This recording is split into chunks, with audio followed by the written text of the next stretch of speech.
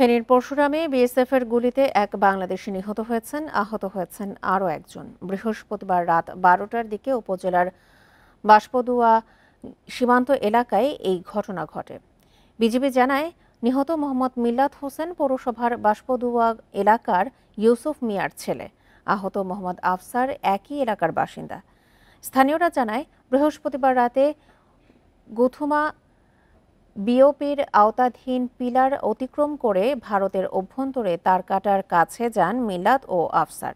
এ সময় তাদের লক্ষ্য করে বিএসএফ সদস্যরা গুলি ছোড়েন। পরে গুরুতর আহত অবস্থায় স্থানীয়রা তাদের উদ্ধার করে হাসপাতালে ভর্তি করেন। সেখানে চিকিৎসাধীন অবস্থায় মিল্লাতের মৃত্যু হয়।